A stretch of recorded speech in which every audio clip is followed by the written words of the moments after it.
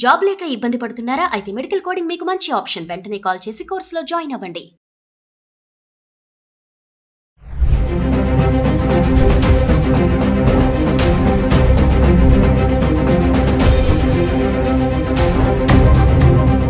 Hello weavers, welcome back to our channel. ప్రస్తుతం మనతో పాటు ఉన్నారు 25 ఇయర్స్ నుంచి అమెరికాలో ఉంటున్నటువంటి ఎంఎన్స్ ఎగ్జిక్యూటివ్ వీరభద్రరావు గారు. సార్తో మాట్లాడండి. నమస్తే సార్. నమస్తే అమ్మ. సార్, రీసెంట్గా ఒక ఆర్టికల్ అయితే చదివాను నేను. విజిటింగ్ వీసా మీద వెళ్ళిన ఒక అమ్మకి అక్కడ 14 ఇయర్స్ జైలు శిక్ష పడిందంట. అంటే విజిటింగ్ వీసా మీద వెళ్ళడం ఏంటి, అక్కడ శిక్ష వేయడం ఏంటి, అసలు విజిటింగ్ వీసా మీద వెళ్ళిన వాళ్ళు ఎలాంటి డాక్యుమెంట్స్తో వెళ్ళాలి, అక్కడ అసలు ప్రాసెస్ ఎలా ఉంటుంది, ఆమెకి ఎందుకు 14 ఇయర్స్ జైలు శిక్ష పడింది అంటే ఇది ఒక పెద్ద షాక్లా ఉంది. ఒకసారి దాని గురించి. కరెక్టే, అది నేను కూడా చదివాను news. So first thing first, let's talk about visiting visa. So మీరు అమెరికాలో ఉంటున్న ఒక వ్యక్తి మిమ్మల్ని రమ్మనమని చెప్పి ఒక ఇన్విటేషన్ పంపిస్తూ దాంతోపాటు ఒక ఎఫిడవిట్ సబ్మిట్ చేస్తాం. ఓకే. చేసి అందులో ఏమంటామంటే, నేను పలానా వ్యక్తిని పిలుస్తున్నా, నా పర్సనల్ డీటెయిల్స్ ఇవి, నేను ఇంత సంపాదిస్తున్నా, నా లీగల్ స్టేటస్ ఇది, ఈ వచ్చే వ్యక్తికి అన్ని రకాల పూర్తి సపోర్టు అతను ఈ కంట్రీలో ఉన్న రోజులు నేను ఇస్తాను అని అండర్టేకింగ్ కూడా ఇచ్చి ఆ ఇన్విటేషన్ లెటర్ని మనం పంపిస్తే ఇండియాకి, దాన్ని బేసిస్గా చేసుకుని, పెద్ద డాక్యుమెంటేషన్ ఏమీ ఉండదు దానికి. ఎందుకంటే నేను మా అబ్బాయినో అమ్మాయినో చూడడానికి వెళ్ళొచ్చు. జనరల్గా మన వాళ్ళు చాలామంది పేరెంట్స్ వాళ్ళ పిల్లల డెలివరీస్కి వాటికి వెళ్తూ ఉంటారు. అవి చాలా innocent, straight forward, simple things. కానీ మన వాళ్ళు ఇంకోటి కూడా చేస్తూ ఉంటారు. ఒక community particularly, I don't want to name them, but వాళ్ళు ఏం చేస్తారంటే, వాళ్ళకి పెద్ద హోటల్ చైన్స్ ఉన్నాయి. వాళ్ళ పేరెంట్స్కి గ్రీన్ కార్డ్ ప్రాసెసింగ్ చేశారు కొంతమందికి సిటిజన్షిప్స్ కూడా వచ్చాయి. అలా కాకుండా కొంతమంది విజిట్లో వస్తూ ఉంటారు. ఈ విజిట్లో వచ్చినప్పుడు చేయాల్సిందల్లా మీరు you have come to the US to visit your family and friends. అలానే కొన్ని ప్లేసెస్ తిరుగుతానని చెప్తాం. అక్కడ మనం అతనే ఇంట్లో కూర్చుంటాం అని చెప్పాం. సో తిరుగుతాం, సైట్ సీయింగ్, అది మాత్రమే మనం చెయ్యాలి అక్కడ. అలా కాకుండా కొంతమంది మన వాళ్ళు ఏం చేస్తారంటే, ఎలాగో నేను అమెరికాలో ఉన్నా కదా, ఎలాగో నేను డే టైంలో పిల్లలు ఆఫీస్కి వెళ్ళినప్పుడు ఖాళీగా ఉన్నా కదా అని తల్లులో పిల్లలో మొత్తానికి ఒక కలెక్టివ్ ఐడియా అది. ఏంటంటే, అమ్మ నువ్వు ఇంట్లో ఉన్నప్పుడు వచ్చే 3 months ఈ చుట్టుపక్కల చిన్నపిల్లలు ఉంటారు కదా, వాళ్ళని బేబీ సిట్టింగ్ చూడు, విజిటింగ్ వీసా మీద వచ్చిన వాళ్ళని ఓకే అని పిల్లల ఐడియా ఉండొచ్చు, తల్లి ఐడియా ఉండొచ్చు. నాన్న నేను ఇంట్లో చదువుకున్న దాని ఇంట్లో ఖాళీగా ఎందుకు ఉండాలి. ఈ 14 years జైలు శిక్ష పడ్డ ఆవిడ నేను చదివింది డాక్టర్ అని చెప్పి, maybe true or not, I don't know exactly. అయితే ఆవిడ చదువుకున్న ఆవిడ ఇండియాలో డాక్టర్. సో మనకుండే ఈగోస్, కాన్ఫిడెన్స్, ఎడ్యుకేషన్ అన్నీ ఉన్నాయి, బ్యాక్గ్రౌండ్ ఉంది. కానీ నువ్వు పరాయి దేశంలోకి వెళ్ళినప్పుడు you are no more a doctor, you are not recognised, you are not licensed, you are not registered. By education you may be a doctor, but by profession you are not a doctor. You cannot practise in America. Simple. Number 1. Number 2, నువ్వు వచ్చింది విజిటర్గా వచ్చింది, నువ్వు విజిటర్గానే ఉండాలి. Problem ఇంతకుముందు కూడా మనం వేరే వీడియోలో చెప్పాను నేను. L1, F1, H1 వీళ్ళు 3. F1 అంటే student, LHM employees, then B1, B2 అంటారు. అది ఎయిదర్ బిజినెస్ పర్పస్లో షార్ట్ టర్మ్ 2 weeks 3 weeksకి అమెరికాకి రావడం, లేకపోతే విజిటర్ వీసాగా అప్ టు 6 months వాడు స్టే ఉంటుంది. స్టేకి పర్మిట్ చేస్తారు జనరల్గా. బట్ వీసా వ్యాలిడిటీ వచ్చి 10 ఏళ్ళు ఉంటుంది. అంటే మనం ఇక్కడ హైదరాబాద్ కన్సులేట్కి ప్రతి సంవత్సరం వెళ్ళి స్టాంప్ వేయించుకోవాల్సిన అవసరం లేదు. 10 ఏళ్ళకి వీసా ఇచ్చారంటే అర్థం ఏంటంటే 10 yearsలో నువ్వు ఫ్రీగా ట్రావెల్ చేయొచ్చు back and fourth as a visitor. కానీ ఎవ్రీ టైం పోర్ట్ ఆఫ్ ఎంట్రీలో అక్కడ ఆఫీసర్ ఆపి మిమ్మల్ని అడుగుతాడు, ఎందుకు వచ్చావు నువ్వు, ఎవరున్నారు ఇక్కడ నీకు, వాళ్ళ అడ్రస్ ఏంటి, వాళ్ళ పొజిషన్ ఏంటి, కొన్ని బేసిక్ డీటెయిల్స్ వెరిఫై చేస్తారు. చేశాక వాళ్ళు మీకు కొన్ని రోజులు పర్మిట్ చేస్తారు యుఎస్లో ఉండడానికి. I-94 అంటాం దాన్ని. అది 6 months మ్యాక్సిమం ఉంటుంది. బట్ 6 months లోపు మీరు మళ్ళీ కావాలని ఏదైనా health reasons, if you have a right reason, genuine reason, you can ask for an extension. So ఆ టైంలో మీరు విజిటర్గా అమెరికాలో ఉన్నారు. ఉద్యోగము, వ్యాపారము చేసి డబ్బు సంపాదించే హక్కు మీకు లేదు అక్కడ. ఈవిడ చేసిన తప్పు ఏంటంటే, ఈ బేబీ సిట్టింగ్ అనే ఒక వ్యాపారం చేసింది ఆవిడ. If it is a service, it's a different story all together. She was making money. Number 2, అమెరికాలో ఎమర్జెన్సీ ఏదైనా వచ్చింది అనగానే ఫస్ట్ రియాక్షన్ న్యాచురల్గా అమెరికన్స్కి వచ్చేది call 911. Sometimes it's a stupid reason, sometimes most often 99% of the time it's a genuine emergency. Yes. Okay, there are even people out of panic attacks due to some past trauma might call 911 and they will get moral support. Yes. Sometimes in person, sometimes over the phone, but you are allowed to call. Nobody will discourage you from doing so. So 911 is your go-to in any emergency. ఈవిడ విషయంలో జరిగింది, నేను చదివింది ఆ వీడియోలు చూసింది ఏంటంటే, ఆవిడ యాజ్ ఎ డాక్టర్, బికాజ్ ఆమె ఎడ్యుకేటెడ్ కాబట్టి, she try to help a baby who was choking Yes. On some chips ఇంకోటో మొత్తానికి baby was choking and she could not help the baby. అప్పుడు ప్యానిక్ అయ్యి 911 కాల్ చేసింది. 911 వచ్చేలోపు బేబీ చచ్చిపోయింది. So first of all baby నీ కేర్లో చనిపోయింది కాబట్టి యు ఆర్ అకౌంటబుల్. Yes. అది ఫస్ట్ థింగ్. నువ్వు విజిటర్గా వచ్చావా లేదంటే ఎంప్లాయీగా వచ్చావా అవన్నీ సెకండరీ. అలానే ఈ బేబీ సిట్టింగ్ చేయడానికి కూడా కొన్ని లీగల్ ఫ్రేమ్వర్క్స్ ఉన్నాయి, రూల్స్ ఉంటాయి. ఎవరు పడితే వాళ్ళు చేయకూడదు. జనరల్గా ఏంటంటే ఇన్ కమ్యూనిటీ పక్కింట్లో బేబీని పెట్టడం ప్రిఫర్ చేస్తాం మనం, rather than drive the baby 10 miles and leave it in one place. So ఇక్కడ అవైలబిలిటీ ఉంది. వాళ్ళు కూడా ఎవరైతే బేబీని పెట్టారో వాళ్ళు ఈవిని చూసి నమ్మే పెట్టుంటారు కదా. కానీ కష్టం వచ్చినప్పుడు ఏది పనికిరావు. వాళ్ళు కూడా చెప్పరు ఆ మాట, yes I spoke to that lady before, చెప్పరు. అండ్ యుఎస్లో ఇంత ముందు కూడా మీకు నేను చెప్పాను, కొన్ని తప్పులకి felony crimes, you may say mistake or you know it's a crime, చిన్న మిస్టేక్ అయినా దానికి ఒక ప్రీఫిక్స్డ్ పనిష్మెంట్ రాసేసి ఉంది. Even the judge is bound by that. అందులో బేబీ అనేటప్పటికి ఇంకొంచెం సెన్సిటివ్ అయిపోతుంది. సో ఈ విధంగా మీకు కొన్ని విషయాలు మనము చాలా క్లియర్గా నేర్చుకోవాలి. సో ఫస్ట్ విజిటర్గా వెళ్ళినప్పుడు మీరు ఓన్లీ విజిటర్గానే ఉండండి. మీ దగ్గర ఎలాంటి వ్యాలిడ్ డాక్యుమెంట్స్ క్యారీ చేయాల్సిన అవసరం లేదు. ఎవరన్నా మిమ్మల్ని ఆగి రోడ్డు మీద ఆపి, hey are you here legally or illegally అని చెప్పి అడిగే హక్కు ఎవ్వరికీ లేదు అమెరికాలో. ఎవరన్నా ఆపి అడిగారు అనుకుందాం, ఇప్పుడున్న ప్రస్తుతం వాతావరణంలో అలా ఆగి అడిగే ఛాలెంజ్ చేసే పరిస్థితులు ఎక్కువ అవుతున్నాయి. అడిగారే అనుకుందాం, you just have to ignore them and move on. You don't have to engage with them. అది ఆ స్కిల్ మనం నేర్చుకోవాలి. Number 1. Number 2, only law enforcement has the authority to ask you are you here legally. ఇప్పుడున్న సిచ్యువేషన్లో, ఇంతకుముందు అది కూడా లేదు. లోకల్ కాప్స్కి లీగల్ ఇమిగ్రేషన్తో సంబంధం లేదు. వాళ్ళు అడిగితే మీరు సింపుల్గా మీకు ధారాళమైన ఇంగ్లీష్ వచ్చినట్టయితే చక్కగా చెప్పండి.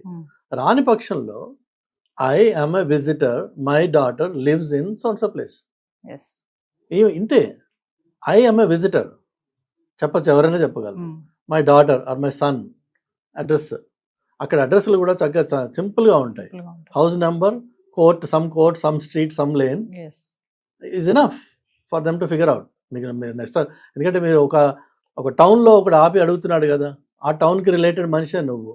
Now tell me the door number, house number and which court or which lane or which street. They know the rest of it. They can come and find out. మనకేంటంటే ఇండియాలో ఒక రకమైన పోలీస్ అంటే భయం ఉంది. ఫస్ట్ రక్షక భటులు body language అంతా మారిపోతుంది ఆ టైంలో. ఆ భయంతో అమెరికాలో కూడా పోలీసుని చూసి భయపడతారు. ఫస్ట్ రియాక్షన్, భయపడాల్సిన అవసరం ఏది లేదు. You can engage with them at a very professional level. వాడొచ్చి మీద పడిపోయి, అసలు యాక్చువల్గా అక్కడ ఎవరు టచ్ చేయకూడదు మిమ్మల్ని. అమెరికన్ సొసైటీలో American cop is not suppose to hold you by hand unless he has a probable reason, cause. And ఆ ప్రాబబుల్ కాజ్ ముందు చెప్పి తర్వాత మిమ్మల్ని చేత్తో పట్టుకోవాలి, చెప్పకుండా పట్టుకోకూడదు. ఓకే, అలాంటి కంట్రీలో మిమ్మల్ని ఒక కాప్ ఆపినప్పుడు వాడు ప్లెయిన్గా అడుగుతాడు, చెప్పండి, బీ ప్రిపేర్డ్ ఫర్ దాట్. ఎందుకు అంటే జనరల్గా మన వాళ్ళు అక్కడికి వెళ్ళినప్పుడు పెద్దవాళ్ళు ఏం చేస్తారు, ఈ కమ్యూనిటీస్లో ఈవినింగ్ వాక్ అని, ఆఫ్టర్నూన్ వాక్ అని వెళ్తూ ఉంటారు బయటికి. ఎందుకంటే వాళ్ళకి బోర్ కొడుతుంది, అక్కడ ఇంకో మనిషి కనిపించడు, మాట్లాడడానికి ఏముండదు, టీవీ వీళ్ళు తప్ప. పిల్లలు వర్క్ వెళ్ళిపోయాక వీళ్ళకి బోర్ కొడుతుంది. సో ఈ చిన్న చిన్న మాటలకి రాసన్నా పెట్టుకోండి, ప్రిపేర్ అయినా అయి ఉండండి ఒకటి.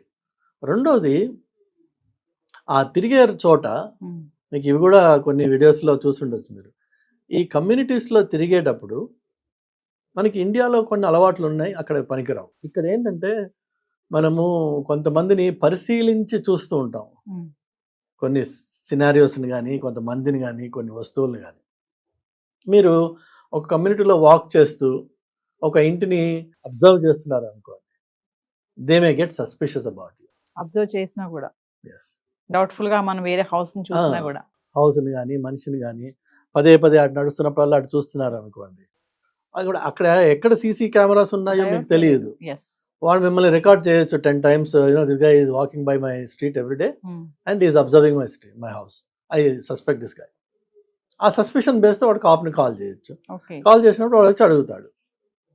కానీ అక్కడ తప్పల్లో జరిగింది ఏంటంటే మనకున్న అలవాటుతోటి అన్నెసెసరీగా మనం ఆ అటెన్షన్ని డ్రా చేసాము. చెప్పేస్తే వాడు వదిలేస్తాడు, వాడేం అక్కడ ఇబ్బంది ఏమి ఉండదు. Because you haven't done anything wrong, you just చూసాం మనం.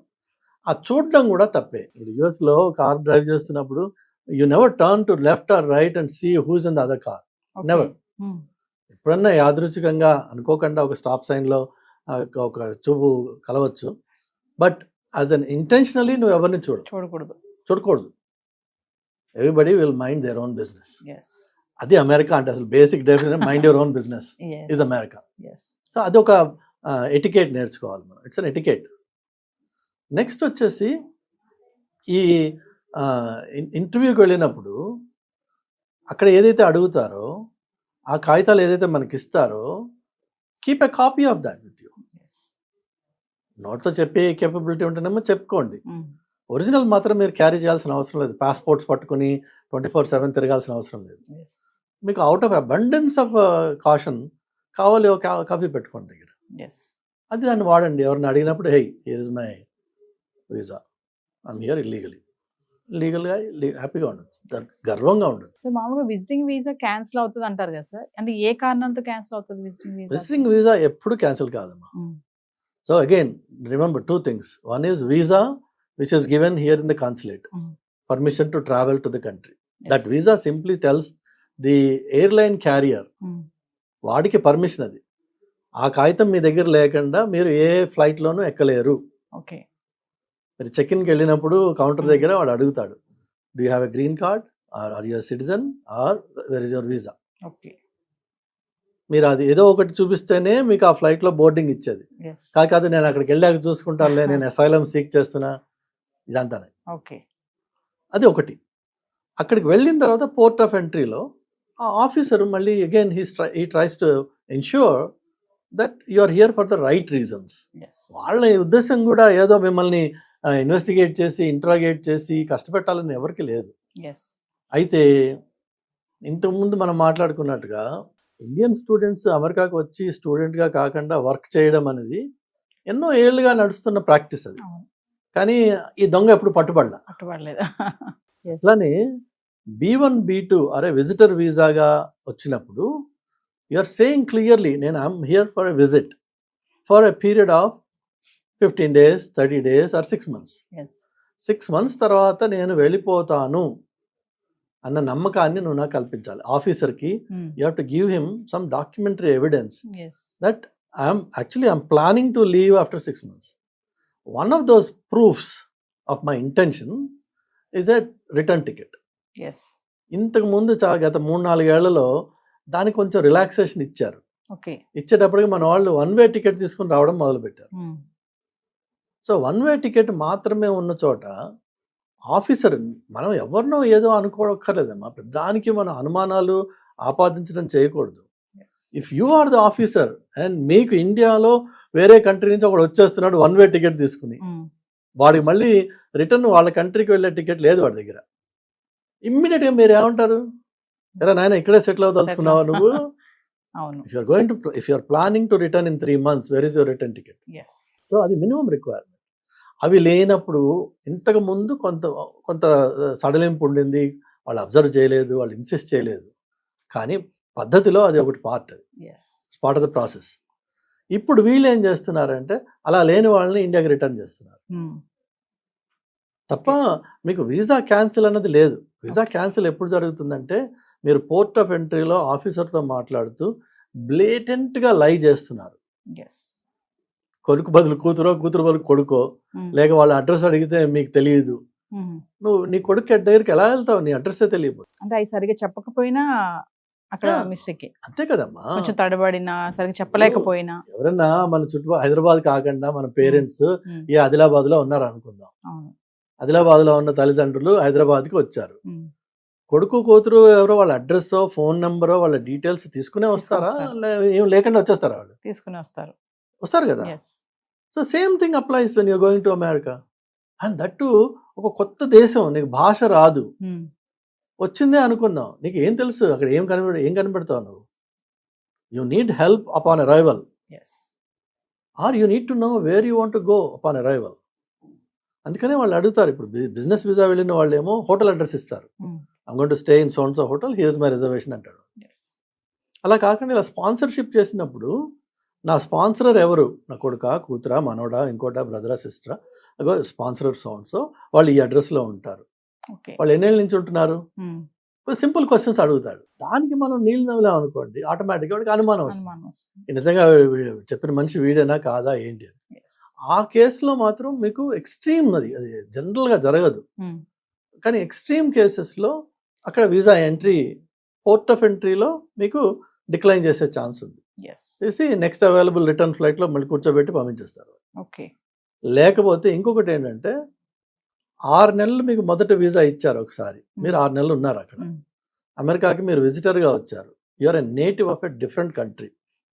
అమెరికాకి చుట్టం చూపుగా వచ్చి పోతా అన్నారు, వచ్చి వెళ్ళారు, మళ్ళీ 4 రోజుల్లో తిరిగి వచ్చారు అనుకుందాం. అప్పుడు వాడు ఏమంటాడు? నువ్వు చుట్టం చూపుకి రావట్లేదు నాన్న, 1 నెల నువ్వు అక్కడ చుట్టం చూపుకి వెళ్ళి ఇక్కడ మెయిన్ బేస్ చేస్తున్నావు, కాబట్టి యువర్ వీసా ఇస్ రిజెక్ట్. అన్ని విషయాలు కూడా మీరు చూస్తే these are all common sense based stuff. ఇందులో పెద్ద ఇంజనీరింగ్, సైన్స్, పాలిటిక్స్, ట్రంప్ ఇవేమీ లేవు ఇందులో.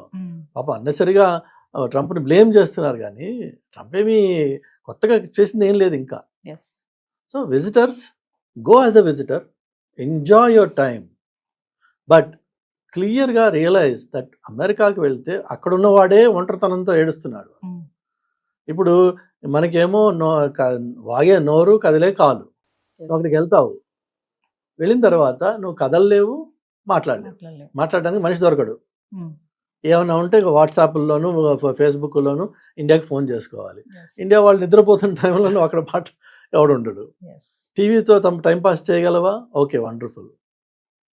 నువ్వు కాలి నడకన నీ కమ్యూనిటీలో తిరగచ్చు, దాంతో ఏం ప్రాబ్లం లేదు. అది కూడా certain parts of the calendar ఇయర్లో.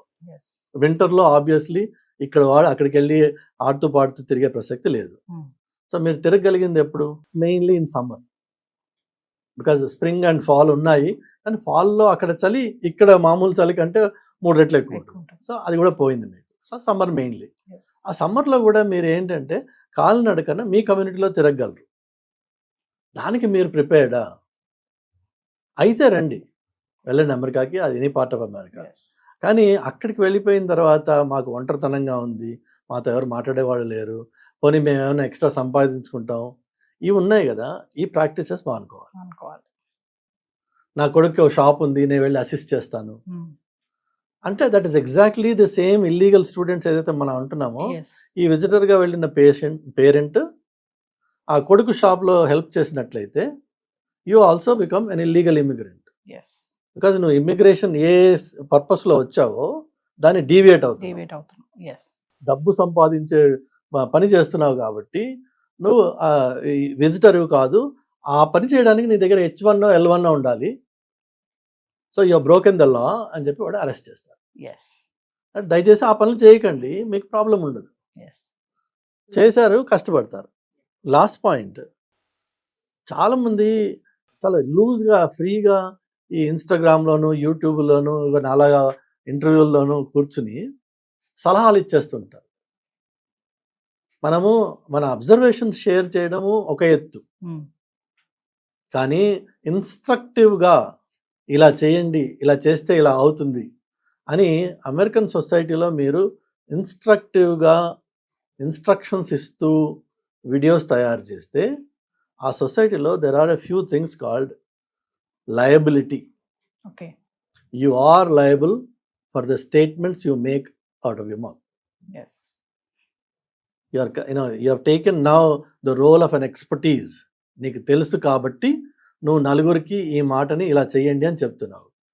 నీ మాటని ఫాలో అయ్యి వేరే వాళ్ళు దాన్ని పాటించి చేసి దానివల్ల నష్టపోతే they can sue you for the statements and instructions you have shared. Oh. You are liable. Yes. So liability is a big thing in America. Everything liability అంటే ఎంత ఘోరంగా ఉంటుందంటే మన ఇంటి ముందు వాక్వే ఉంటుంది కదా, మన ఇల్లు దాని నుంచి ఒక 15 అడుగులు వెనక ఉండొచ్చు, దానికి ఒక వాక్వే ఉంటుంది, అక్కడ వచ్చి మళ్ళీ ఇక్కడ కలుస్తుంది. ఇందులో ఎక్కడైనా సరే అనీవెన్గా ఉండి ఎవరన్నా కాలు బెనికి లేక కాలు విరిగి పడితే they can sue you. Okay. Because you are liable to maintain that premises in front of your home. That is liability.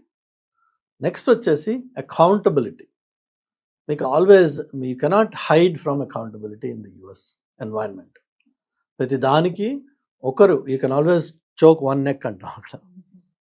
మీకు రెస్పాన్సిబిలిటీ ఉంది, you are accountable for the actions you take.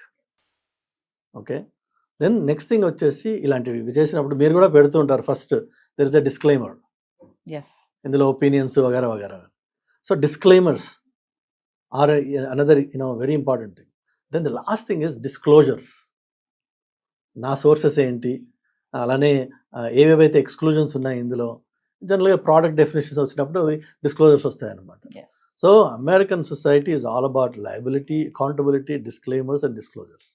Yes. If you don't do it, you are opening up yourself for all sorts of litigations. Yes.